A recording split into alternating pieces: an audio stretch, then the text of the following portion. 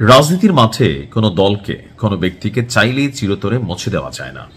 এখন এক শেখ হাসিনার কতগুলা উপাধি, কোথাও ফ্যাসিস্ট, কোথাও আবার জননেত্রী, কোথাও আবার আপা, অনেকগুলো নামে শেখ হাসিনাকে ডাকা হয়। এখন যে দীর্ঘদিন ধরে শেখ হাসিনাকে জীবিত আছেন নাকি মরে গেছেন, এটা নিয়ে অনেক আলোচনা আসছে। কেউ কেউ বলছেন তার এআই ক্লোনিং ভয়েস দিয়ে আসলে এই মুহূর্তে মাঠকে চাঙা রাখা হচ্ছে। কেউ বলছেন যে না, সময় হইলে ওপার থেকে টুস করে বাংলাদেশে ঢুকে অবাক লাগিয়ে দেবে শেখের বেটি। তবে ইউনূস সরকার যতটা ভয়ে ছিল, কারণ এই সরকারটা নির্বাচিত ছিল না, বাট বর্তমানে যেহেতু বিএনপি জনগণের ভোটে প্রত্যক্ষভাবে ক্ষমতায় আসছে, সো তাদের শেকড়টা একটু শক্তিশালী। আর এই মুহূর্তে আওয়ামী লীগের রাজনৈতিক কার্যক্রম থেকে শুরু করে সবকিছু একটি স্থবির। এখন প্রসঙ্গ হচ্ছে যে ভারত এবং বাংলাদেশের সাথে যে সম্পর্কের জায়গাটা রাষ্ট্রভিত্তিক, সেখানে বর্তমান ক্ষমতাসীন সরকারের সাথে ভারত কিভাবে ডিল করছে। আর ডিলের প্রধান একটা ইস্যু হচ্ছে শেখ হাসিনা। অনেক রাজনৈতিক বিশ্লেষকরা বলে থাকেন যে বিএনপি সরকার আসলে শেখ হাসিনাকে বাংলাদেশে আনবে না, আলোচনার মাধ্যমে ভারতে নির্বাসিত করে রাখবে।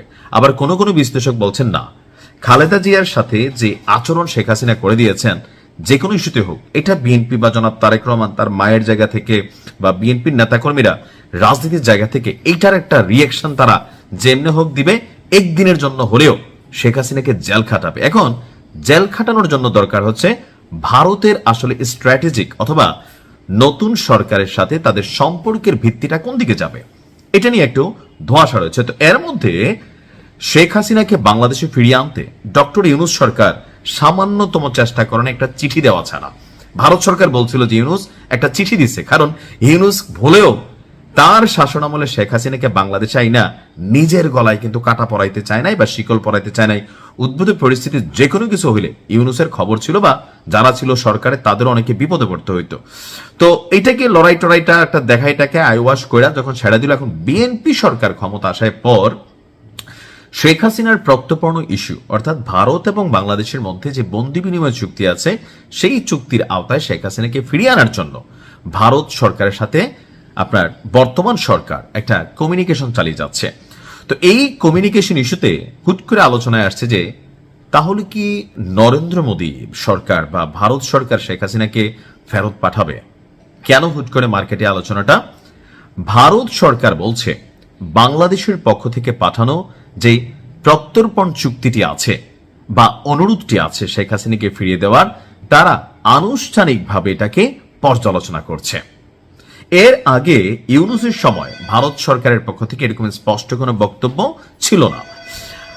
এখন ভারতের পররাষ্ট্র মন্ত্রণালয় গত 17 এপ্রিল বিষয়টি নিশ্চিত করে জানিয়েছে এই অনুরোধটি এখন সক্রিয় পর্যালোচনার পর্যায়ে রয়েছে। অর্থাৎ এতদিন যাবৎ চিঠিটি পইরা থাকলেও এই চিঠিটি নিয়ে ভারত সরকার বর্তমানে আপনার সক্রিয় অবস্থানে আছে। কেননা বর্তমানে বাংলাদেশে যে সরকার আছে, সেই সরকারের সাথে সুসম্পর্ক রাখতে হলে এই সরকারের দৃষ্টিতে বিভিন্ন মামলার আসামি, অনেক ধরনের অ্যাক্টিভিটিজের আসামি হিসাবে যেহেতু শেখ হাসিনা চিহ্নিত আছেন, সো তাকে ফেরত এনে বাংলাদেশে শাস্তির ব্যবস্থা করা, এটা বিএনপির আসলে একটা ড্রিম, অথবা রাষ্ট্রীয় পর্যায় থেকে এটা বিএনপির রাষ্ট্রীয় দায়িত্বের আওতায় কিন্তু পড়ে গেছে। এখন এই জায়গা থেকে আপনার ভারতের এই পদক্ষেপটা আগের অবস্থানের কিছুটা পরিবর্তনের ইঙ্গিত দিছে। তবে প্রশ্ন হচ্ছে, এটা প্রতিশ্রুতি দেয় না যে আমরা শেখ হাসিনাকে ফিরাইয়াই দিব। তারা বলছেন এটি মূলত কূটনৈতিক এবং প্রক্রিয়াগত পর্যায়ের একটি উদ্যোগ। দক্ষিণ এশিয়া বিষয়ক গবেষকদের মতে হাসিনার প্রত্যর্পণ চুক্তিটি মূলত রাজনৈতিক বিষয়, যা দুই দেশের আলোচনার মাধ্যমেই সমাধান হতে পারে। ভারতের পক্ষ থেকে বিষয়টিকে রাজনৈতিকভাবে সমাধানের চেষ্টা চলছে বলেও অনেকে বলছেন। এখন শেখ হাসিনার সাথে ভারতের যে ব্যক্তি সম্পর্ক, এমনকি ভারতকে যে পরিমাণ সুযোগ সুবিধা তখন দেওয়া হয়েছে, শেখ হাসিনা নিজে বলছিলেন ভারতকে যা দিছি ভারতকে মনে রাখতে হবে। সো ওই জায়গা থেকে ভারতের বর্তমান ক্ষমতাসীন দল, বিভিন্ন রাজনৈতিক ক্যারেক্টাররা শেখ হাসিনাকে ফিরিয়ে দেওয়ার ব্যাপারে কিন্তু তারা নারাজ। দুই একজন আছে তারা চাচ্ছে ফিরিয়ে দিতে। তো সবকিছু মিলিয়ে আমার বিশ্লেষণ বলছে শেখ হাসিনাকে ফিরিয়ে দেওয়া এটা আসলে একটা সপ্তম আশ্চর্যের মতন বিষয় হবে। আবার এখানে দুইটা বিষয় আছে যে বিএনপি কোথাও না কোথাও তারা কি আসলে এই ধরনের একটা মানে সাহসী সিদ্ধান্ত নেওয়ার জন্য সর্বোচ্চ লেভেলে আলোচনা চালিয়ে যাবে বা চেষ্টা করবে। আর যদি চেষ্টা করেও ভারত কি আসলে ফাইনালি শেখ হাসিনাকে সরকারের হাতে তুলে দিবে, এর আগে ভারতের বেশ কয়েকজন গবেষক, বিশ্লেষক, রাজনৈতিক ব্যক্তিত্বরা বলেছেন শেখ হাসিনাকে বাংলাদেশে ফেরত দিলে তার প্রাণ নাশের একটা হুমকি আছে, সো এটা দিবে না। আবার কেউ বলছেন যে না ভাই, এটা দেওয়ার বিষয় আছে সরকারের সাথে সরকারের সম্পর্ক রাখার জন্য। তবে আমার ব্যক্তিগত মন্তব্য বা আমি যতটুকু বুঝি আর কি, ক্ষুদ্র মানুষ, যে ভারত শেখ হাসিনাকে ফেরত দিবে না। কেন দিবে না এটা যত দিন যাবে আস্তে আস্তে বুঝতে পারবেন।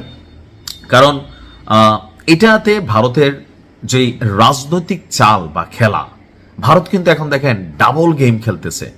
একদিকে শেখ হাসিনাকে ওইখানে রাইখা আশ্রয় দিয়া আওয়ামী লীগের নেতাকর্মীদের কাছে একটা মহান রাষ্ট্রে পরিণত হয়েছে, মহান নেতৃত্বে নরেন্দ্র মোদীর জয়গান বিভিন্ন জায়গায় আওয়ামী লীগের পক্ষ থেকে দেওয়া হয়। অপরদিকে বিএনপিকেও কৌশলে একটা জায়গায় আটকে রাখছে, যে ফেরত দিতে পারে, যে হ্যাঁ তোমাদের যে প্রতিশোধ আছে সেটাই নাও, অথবা বিএনপিকেও ভয় দেখানোর জন্য যে তোমরাও যদি আমাদের কথা মতো বা বিভিন্ন বিষয় থাকে না, রাষ্ট্রীয় আভ্যন্তরীণ আমরা হয়তো অনেক কিছু জানি না, তাহলে কিন্তু শেখ হাসিনাকে বাংলাদেশে পাঠাই দিয়া একটা ঘটনা কিন্তু ঘটাই দিব। আসলে ভারত যে কি মাস্টার গেম খেলতেছে, আমার ধারণা আমাদের যারা রাজনৈতিক দলগুলো আছে তারা কিন্তু বুঝতেছে। আবার ধরেন এই যে শেখ হাসিনার অনুপস্থিতি বা তার কোনো ভিডিও বার্তা নেই, ওনার কোনো রকম ফুটেজ নাই, আমরা ভয়েস শুনছি, বিভিন্ন ইস্যুতে তিনি কথা বলেন, এগুলোর প্রচার প্রচারণা আইনিভাবে নিষিদ্ধ, তো তারপরেও সোশ্যাল মিডিয়াতে চলে আসছে। এখন শেখ হাসিনা কেন তার কর্মীদের সামনে কখনো কোনো ভিডিও কনফারেন্সে যাচ্ছেন না? সেখানেও কি ভারতের কোনো রাজনৈতিক চাপ আছে অথবা সরকারের চাপ আছে? আসলে সবকিছু মিলিয়ে একটা তালগোল পাকানো অবস্থা। তবে হ্যাঁ, ভারত যদি কোনো কারণে শেখ হাসিনাকে বাংলাদেশে পাঠায়, তবে বিএনপি সরকার বা বিএনপির যারা নেতাকর্মীরা আছেন প্রত্যেকেই অপেক্ষার দিন গুনবে যে শেখ হাসিনাকে কিভাবে বেগম খালেদা জিয়ার মতন আসলে যেভাবে ওনাকে জেলে রাখা হয়েছে বা ওনার ইস্যুতে বিভিন্ন ধরনের অ্যাক্টিভিটিস নেওয়া হয়েছে, তৎকালীন প্রেক্ষাপটে মন্ত্রী এমপিরা বিভিন্ন ধরনের কথাবার্তা বলছেন, বা বিভিন্ন সময় যে শেখ হাসিনা বলতেন যে বেশি বাড়াবাড়ি করলে যে সুযোগটা সেটাও বন্ধ করে দিব। তো এই বিষয়গুলা কোথাও না কোথাও ক্ষমতা পাওয়ার পর বিএনপির প্রত্যেকটা নেতাকর্মীর মনে মনে হয়তো একটা স্বপ্ন যে একদিনের জন্য হলেও শেখ হাসিনাকে বিএনপি সরকার বা বিএনপি জেল খাটাইতে পারে কিনা সামহাও। কারণ আওয়ামী লীগের রাজনৈতিক ইস্যুগুলোতে বিএনপির মনে মনে যে ক্ষোভটা আছে, এটা সুযোগ পাইলে অবশ্যই ভাই এটা বাংলাদেশ আর আমরা মানুষ, আমারে কেউ ধরনের ক্ষতি করলে, আমার হাতে কখনো ক্ষমতা আসলে আমি যে উদার হইয়া মাফ করে দেব, এটা আসলে বাংলাদেশের প্রেক্ষাপটে অসম্ভব একটা বিষয়। তো বিষয়টা নিয়ে আসলে আলোচনা করলে দীর্ঘতর আলোচনা করা যায়। আর বর্তমান প্রেক্ষাপটে শেখ হাসিনা যদি বাংলাদেশে ফিরে আসে, প্রশ্ন হচ্ছে আওয়ামী লীগের রাজনীতি কি হুট করে চাঙ্গা হয়ে যাবে? না, কেন হবে না বলি।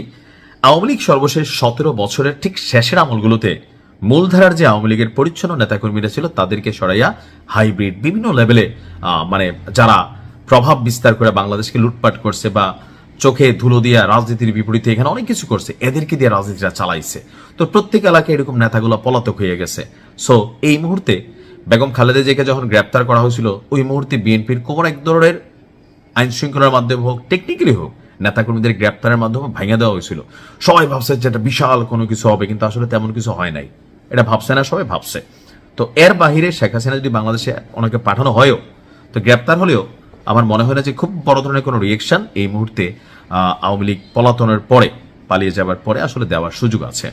সময়ের সাথে হয়তো বিএনপি সরকারের ভালো মন্দ কাজের উপর নির্ভর করবে জনগণ কিভাবে ডিল করবে। ভালো থাকুন, আসসালামু আলাইকুম।